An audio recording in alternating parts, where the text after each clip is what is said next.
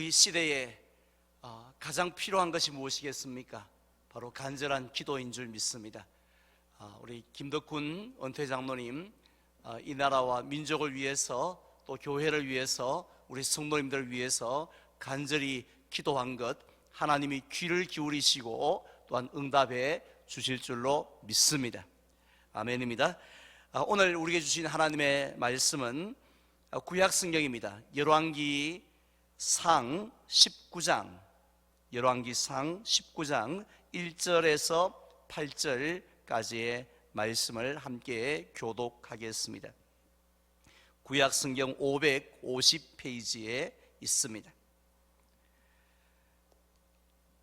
다 얻으신 줄 알고 제가 먼저 1절을 봉독합니다. 아합이 엘리야가 행한 모든 일과 그가 어떻게 모든 선지자를 칼로 죽였는지를 이세벨에게 말하니, 이세벨이 사신을 엘리야에게 보내어 이르되 내가 내일 이맘때에는 반드시 내 생명을 저 사람들 중 한 사람의 생명과 같게 하리라. 그렇게 하지 아니하면 신들이 내게 벌 위에 벌을 내리니 마땅하니라 한지라.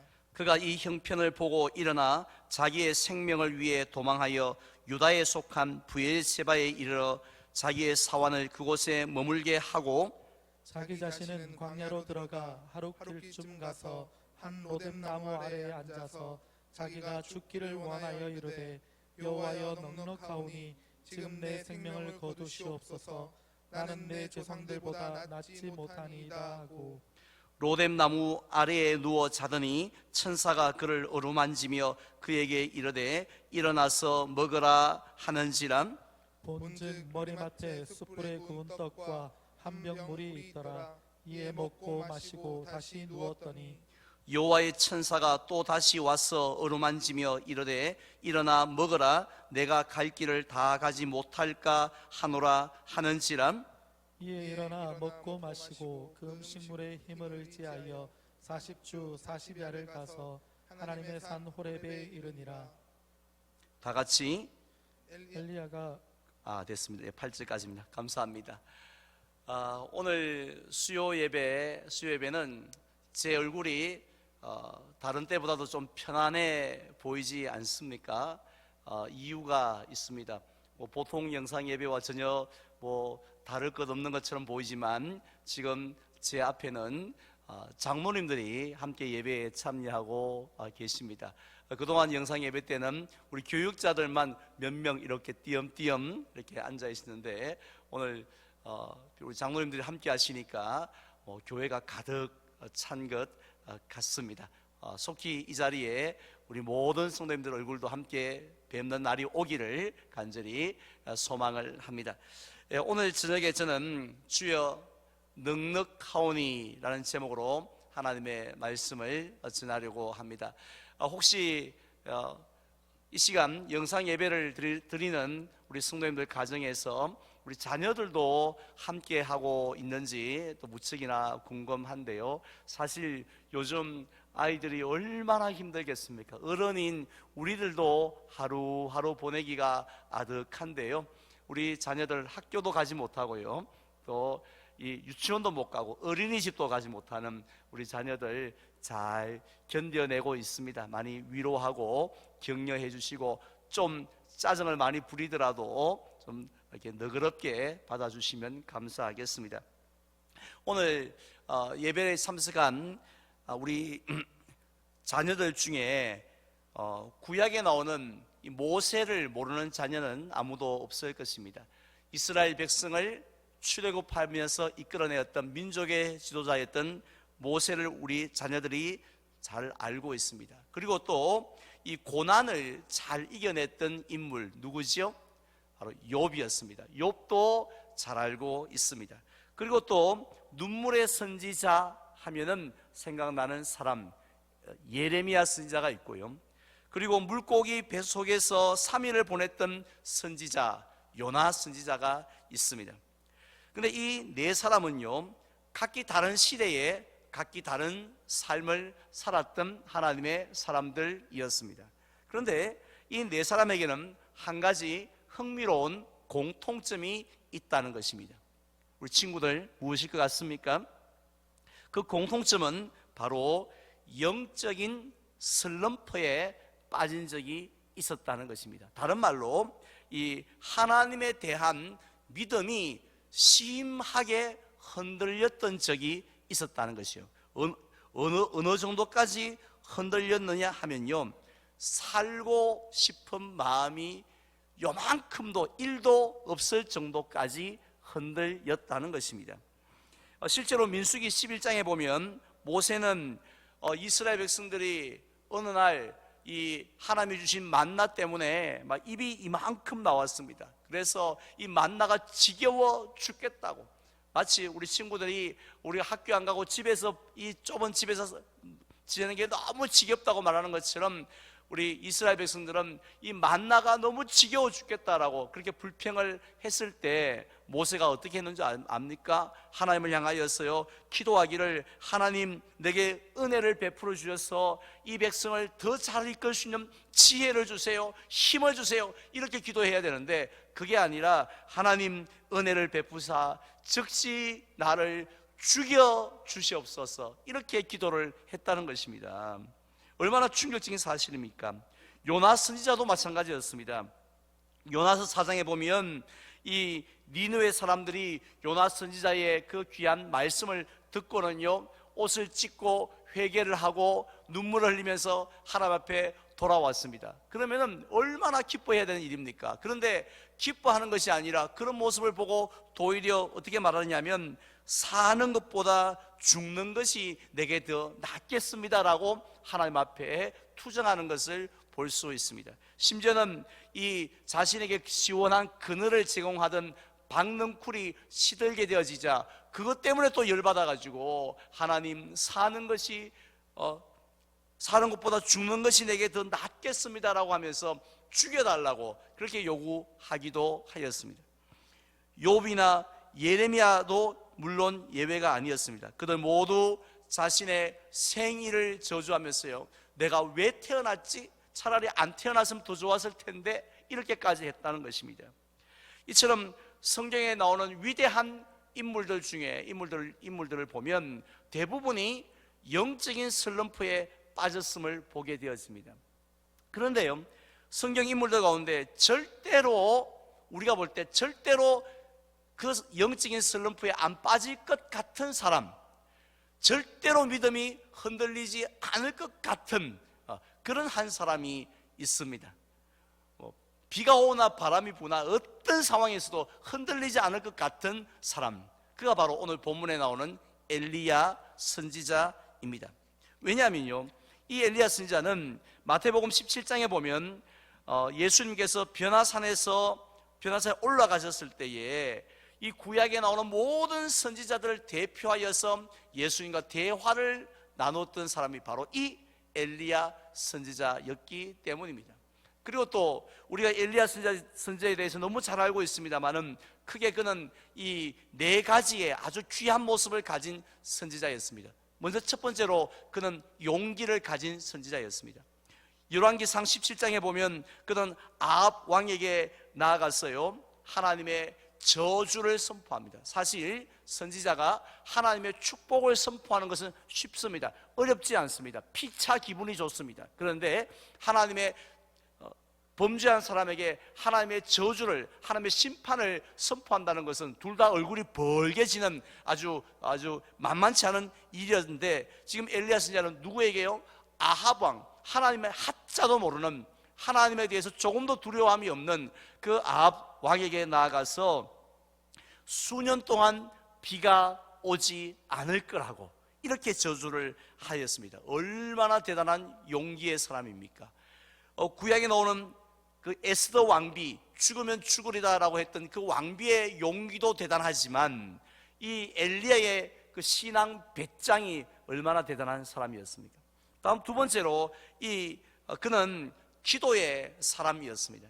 야고보서 5장 17절에 보면은 그는 하나님 앞에 기도할 때에 어떻게 기도했냐면, 하나님 비가 오지 않게 해달라고, 비를 멈추어 달라고 이렇게 기도하니까 이 비가 중단되었고 오지 않았습니다. 그리고 3년 6개월이 지난 다음에 또다시 하나님 비를 주시옵소서라고 또 기도하니까 하나님이 응답하셔서 비를 내려 주셨다는 것입니다. 갈멜산에서는요, 바알 선지자들과 850대 1로 이 대결을 했는데, 그때도 간절히 하나님 앞에 기도하였을 때 하나님이 불로 응답하셨거든요. 그러니까 엘리야는 기도에 능력이 있는 사람이었습니다. 세 번째로 엘리야는 믿음의 사람이었습니다. 그는 비가 오지 않는 동안에요, 어디 숨어 있는지 아십니까? 그릿 시냇가에 숨어 있었다고 했습니다. 왜냐하면 그곳에 숨어 있으면 이 까마귀라는 이 새를 통해서 하나님이 떡과 고기를 주시겠다라고 약속을 하셨기 때문입니다. 하나님께서 미리 쿠폰을 주신 것도 아니었고 미리 비상식량을 주신 것도 아니고 그냥 말씀으로 네가 그릿 시냇가에 숨어 있으면 내가 필요한 떡, 내가 필요한 고기, 내가 다 까마귀를 통해서 공급해 주겠다, 이렇게 말씀하셨을 때 엘리야는 그 말씀에 아멘 하고 100% 믿고 그 말씀을 따라서 그릿 시냇가에 숨었을 정도니까 얼마나 믿음이 대단합니까? 그리고 그 다음에 또 어디로 가느냐면 이 사르밧이라는 지역까지 나아갑니다. 이 사르밧은 어디였냐면 바로 이세벨의 고향이었다는 거죠. 하필이면 이세벨의 고향에까지 들어가서 숨었던 이유는 하나님이 역시 그를 지켜주시겠다고 약속하셨기 때문이었습니다. 마지막으로 이 엘리야는요, 겸손의 사람이었습니다. 그는 하나님 앞에 기도할 때도 보면은 비가 오도록 기도할 때에 땅에 엎드려 얼굴을 무릎 사이에 넣고 기도할 정도로 하나님 앞에 철저하게 낮아져 있었던 사람이었습니다. 자, 얼마나 대단한 선지자입니까? 그런데 이렇게 대단한 선지자가 오늘 본문 4절에서는 어떻게 고백을 합니까? 제가 봉독하겠습니다. 자기 자신은 광야로 들어가 하룻길쯤 가서 한 로뎀 나무 아래에 앉아서 자기가 죽기를 원하여 이르되 여호와여 넉넉하오니 지금 내 생명을 거두시옵소서. 나는 내 조상들보다 낫지 못하니이다 라고 그렇게 기도를 하고 있습니다. 한마디로 믿음이 하나님의 말씀에 대한, 또 하나님의 능력에 대한 믿음이 심하게 흔들리고 있습니다. 영적인 슬럼프에 빠져 있습니다. 일반적으로 이 사람들이 우리 성도들이 영적인 슬럼프에 빠지게 되어지는 이 몇 가지 이유들이 있다고 합니다. 주로 어떤 때 그런 영적인 슬럼프에 빠지냐 하면요, 첫 번째는 육신적으로 피곤할 때입니다. 우리의 육신과 영혼은 별개라고 아무런 연관성이 없다고 생각하는 분들이 많이 있는데 실제로는 그렇지 않습니다. 얼마나 많은 영향을 주고받는지 모릅니다. 우리의 영혼이 강건하면 우리의 육신도 강건한 영향을 받습니다.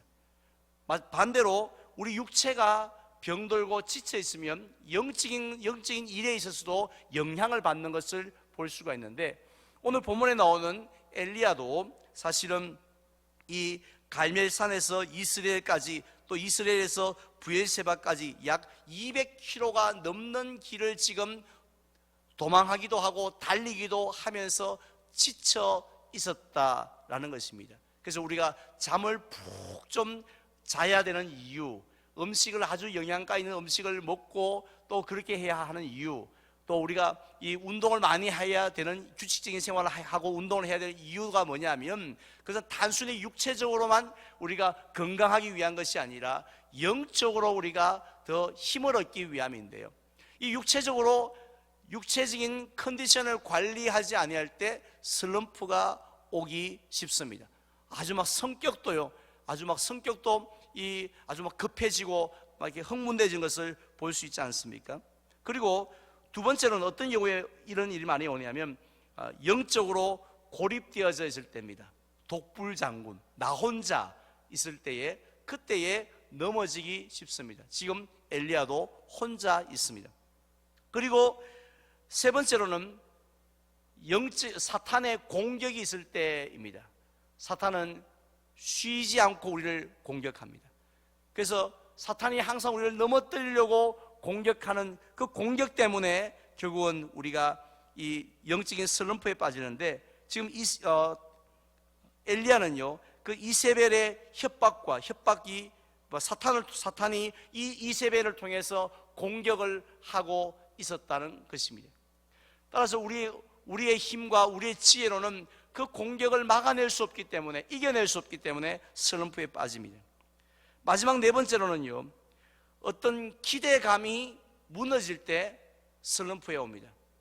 2차 세계대전 때에 아우슈비츠에 수용되어 있던 유대인들이 어느 날 갑자기 많은 사람이 이 세상을 떠나는 일이 있게 되어집니다. 왜 갑자기 이렇게 많은 사람이 죽게 되어질까? 무슨 질병이 있었던 것도 아니었고 무슨 다른 어떤 핍박이 있었던 것도 아닌데 왜 그래 됐을까 알아보니까 그들의 기대감이 무너졌기 때문이죠. 12월 25일이 뭡니까? 성탄절이거든요. 성탄절이 되면 우리를 다 집으로 돌려보내서 집에서 크리스마스 가족들과 파티를 할 수 있게 줄 거다라는 그런 소문이 있었고 그런 기대를 가졌다는 거죠. 자, 그런데 손꼽아 12월 25일을 기다려왔는데 이 12월 25일이 왔음에도 불구하고 집에 가도 좋습니다, 이제는 여러분 자유입니다 라고 하면서 그 죽음의 수용소에서 풀어주지 않았다는 것이죠. 26일이 됩니다. 27일이 되어집니다. 28일이 되어집니다. 그러자 사람들이 한 명씩 아무 이유 없이 죽어가더라는 것이죠. 바로 기대감이 무너졌기 때문에. 엘리야도 그랬습니다. 어떤 기대감입니까?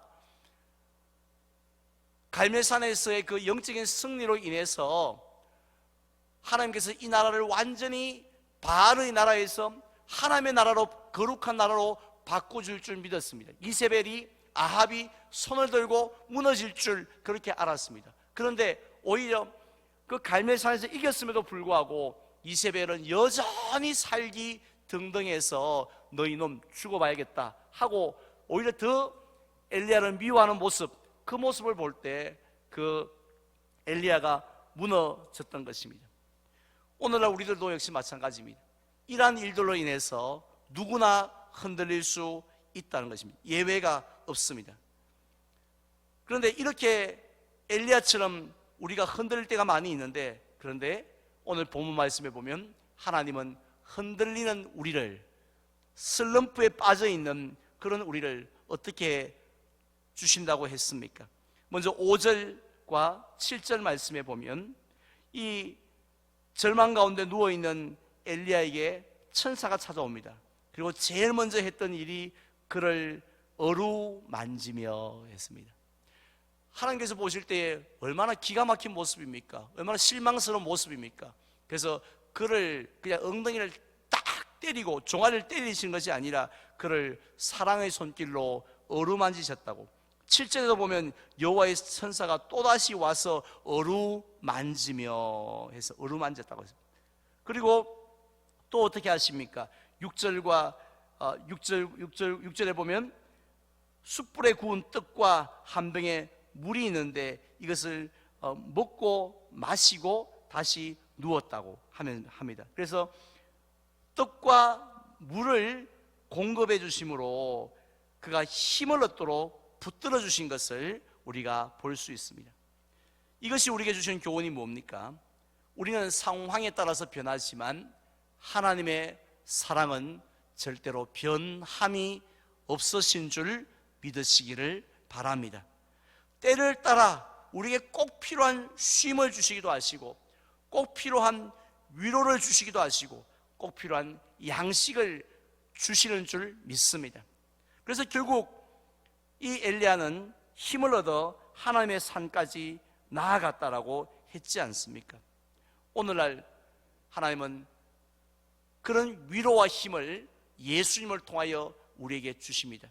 마태복음 11장 28절에서 수고하고 무거운 짐진 자들아 다 내게로 오라, 내가 너희를 쉬게 하리라고 하셨습니다. 주님 앞에 나아가기만 하면 우리에게 필요한 은혜들을 채워줄 줄 믿습니다. 이제 저는 말씀을 맺으려고 합니다. 오늘날도 죽고 싶어 하는 사람들 너무 많습니다. 우리나라가 자살 공화국이라는 그런 이 불명예까지 가지고 있습니다. 때론 하나님의 자녀들인 저와 여러분들도 엘리야처럼 주저앉고 싶을 때도 있지 않습니까?